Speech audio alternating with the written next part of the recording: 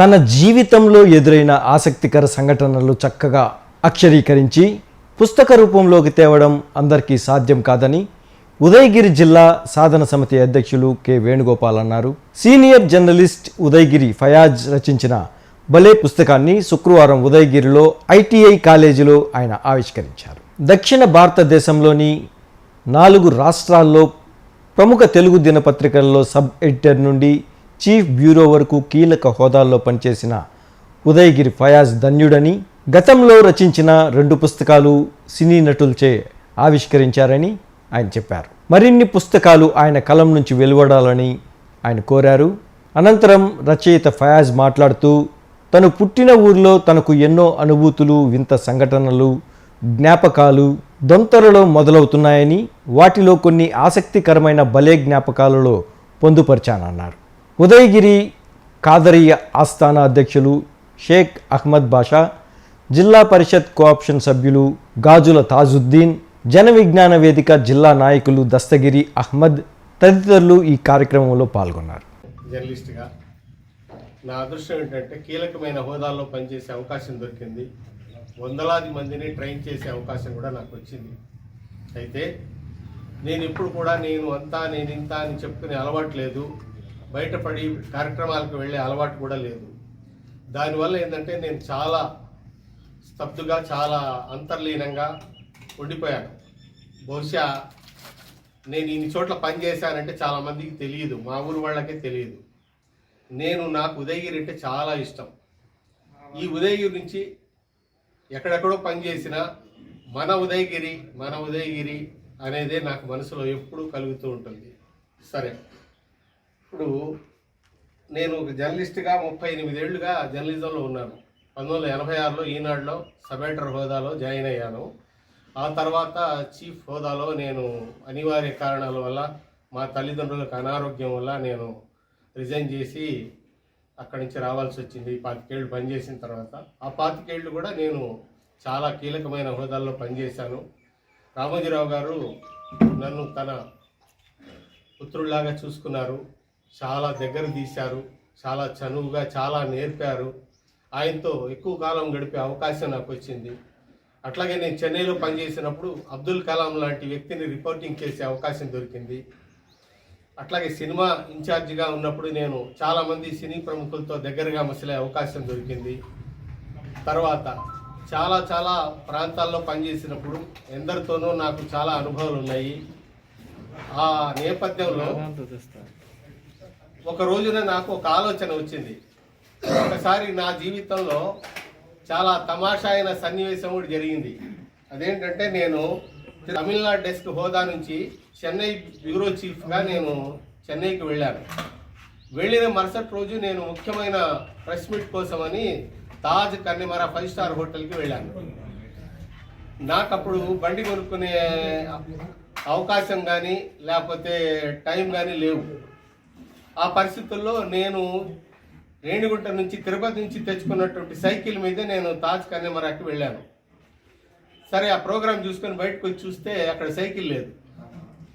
అక్కడ స్టాండ్లో పోయి అక్కడ ఉన్నటువంటి షాప్ హోల్డర్స్ని అడిగాను, అయ్యా అని చెప్పాను. ఒక సెలూన్ దగ్గరికి వెళ్ళి అడిగితే అతను చెప్పాడు. అతను నవ్వాడు, ఏం సార్ ఇది అని. ఏమైంది అయ్యా అంటే నవ్వడం మొదలుపెట్టాడు. ఇది 5 స్టార్ హోటల్ సార్, ఇది మీరు 5 స్టార్ హోటల్ స్టాండ్లో తీసుకొచ్చి సైకిల్ పెడితే సైకిల్ ఉంచుతారా? అది వాళ్ళ హోదాకి వాళ్ళు సరైనదిగా భావిస్తారా?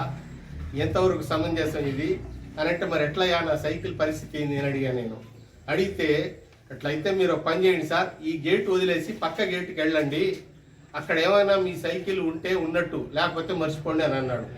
సరే అని చెప్పేసి నేనేం చేశాను, ఉంటుంది కదా అనేది నా ఆలోచన వచ్చింది. సరే, ఇదేదో రాద్దామని చెప్పేసి మన గ్రూప్ ఒకటి ఉంది కాబట్టి ఆ గ్రూప్లో, వాట్సాప్ గ్రూప్లో రాశాను.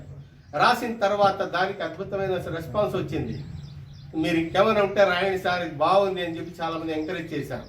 దాంతో నేను ఇంకా వరుసగా నాకు లైఫ్లో గుర్తున్నవి, నాకు కనిపించినవి, గుర్తుకొచ్చినవి ఇలా రాసుకుంటూ వచ్చాను. రాసుకుంటూ వస్తూ ఉంటే బ్రహ్మాండమైన స్పందన వచ్చింది.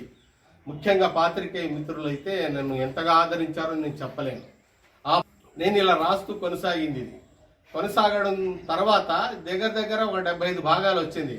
కొంతమంది మిత్రులు ఏమన్నారంటే, సార్ ఇది ఇట్లా వదిలేస్తే లాభం లేదు, దీన్ని ఒక పుస్తకం చేయండి అని చెప్పారు. పుస్తకం చేయాలంటే ఖర్చుతో కూడిన వ్యవహారం. నేను ఆలోచించింది ఏంటంటే, ఈ రాసిన క్రమంలో మా ఉదయగిరికి సంబంధించిన మహామహనీయులు మా కుటుంబంలో ఉన్నారు కొంతమంది. మా తాతగారు, మా జేజి నాయన, తర్వాత నాకు ఫయాజ్ గారు పెద్ద పరీక్ష పెట్టారు. నా పేరు వేణుగోపాల్, అతని పేరు.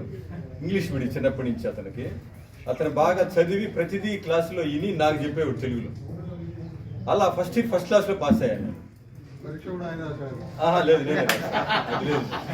అంత దూరం రా. అయితే అలా నేను పెరిగిన ఈ విధంగా ఈ అభివృద్ధి అయిన క్రమంలో ఫయాజ్ గారు వాళ్ళ కుటుంబం కానీ వాళ్ళు మొత్తం నాకు 25 సంవత్సరాల నుంచి బాగా పరిచయం. నాకు ఫయాజ్ గారే కాదు, ఫయాజ్ గారు వాళ్ళ ఇంట్లో ఫాదర్ అంతా నాకు సన్నిహితంగా ఉంటారు. వాళ్ళ ఇంటికి కూడా పోయి ఒకసారి నేను సాయంకాలం పూట స్నాక్స్ తిన్న గుర్తు కూడా ఉంది నాకు.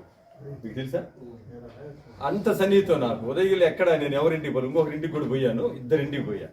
అలా అంత సన్నిహితంగా ఉన్న ఫయాజ్ గారు సడన్గా నాకు ఫోన్ చేసి, ఉదయగిరిలో ఇట్లా భలే జ్ఞాపకాలు పుస్తకావిష్కరణ మీ చేతులుగా మీదుగా చేయాలా అని అంటే నాకు ఒక భయం వేసింది. ఎందుకంటే ఆయన గురించి తెలుసు నాకు. ఇప్పుడు తెలంగాణలో ఆల్రెడీ ఈ పుస్తకావిష్కరణ జరిగింది. అక్కడ ఎవరు సీనియర్ నటుడు రాజేంద్ర ప్రసాద్ గారు ఉద్దేశం నాది. ఇప్పుడు సినిమా వాళ్ళల్లో కానీ ప్రతి ఒక్కరు ఈ పుస్తకంలో అందరూ సినిమా వాళ్ళు కానీ రాజకీయ నాయకులు కానీ పెద్ద పెద్ద మేధావులతో సంబంధాలు ఉన్నాయి. నా దగ్గరికి వచ్చి ఉదయగిరిలో నన్ను రిలీజ్ చేయాలనేది ఒక రకంగా నాకు భయం వేసింది. లేదు ఏదన్నా నేను వద్దులే, ఇది మీరు హై ప్రొఫైల్ లెక్క మీరు నా దృష్టిలో అని నేను అడిగి వద్దులేని చెప్పా.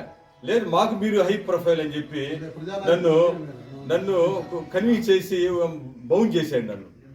అలా ఈరోజు నేను దీని గురించి మాట్లాడాల్సి వచ్చింది.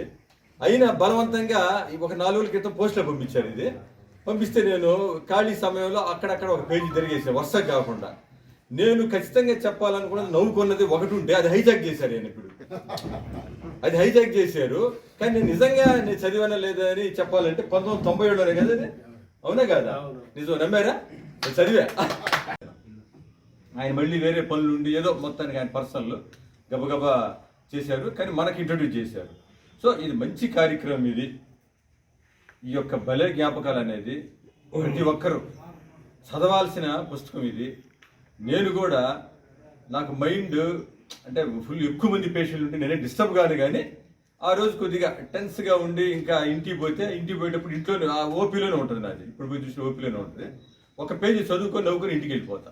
నవ్వుకొని లేకపోతే మెసేజ్ ఓరియంటెడ్ ఉండే చాలా వరకు కూడా, మెసేజ్ ఓరియంటెడ్ కూడా. ఇప్పుడు చిన్నప్పుడు మేము హై స్కూల్ లెవెల్లో నాగే ఏఎన్ఆర్, ఎన్టీఆర్, కృష్ణ, సోమన్ బాబు వీళ్ళందరూ అడ్రస్లు ఎంత పిచ్చి అంటే చిన్నప్పుడు మన బ్లాక్ అండ్ వైట్ సినిమాలు చూస్తా ఆ అడ్రస్లు చెన్నైలో మేము పెట్టుకొని ఎప్పుడన్నా పోతే ఇక్కడికి పోవాలి అని పెట్టుకుని ఉండేది. అంత పిచ్చి అనమాట. ఆ పాటల పుస్తకాలు మా దగ్గర పెట్టుకొని కల్చరల్ యాక్టివిటీస్లో పాటలు పాడేది. అట్లా ఇప్పుడు ఈయన వాళ్ళ పక్కన కూర్చొని ఫోటోలు తీసుకుంటే అసలు నాకే ఆశ్చర్యం వేస్తుంది. హై స్కూల్ మీ వయసు ఎంత సార్? దానికి చాలా భాషా జ్ఞానం కావాలి కదా. ఒక ముస్లిం ఆయన విలేకరి కానివ్వండి, జర్నలిస్ట్ కానివ్వండి, ఒక ముస్లిం ఈ పుస్తకం రాశాడంటే సాధారణంగా నమ్మడానికి అవకాశమే ఉండదు. అంత చక్కగా రాశాడు. భాష 4-5 పేజీలు చదివాను నేను. ఆ భాష, ఆ పద పొందిక బహు అందంగా ఉంది. తర్వాత సార్ చెప్పినట్టు ఈ పుస్తకం మీ అందరికీ అందుతుంది. ఒకసారి చదివితే మీకు కూడా ఆ విషయం అర్థమవుతుంది.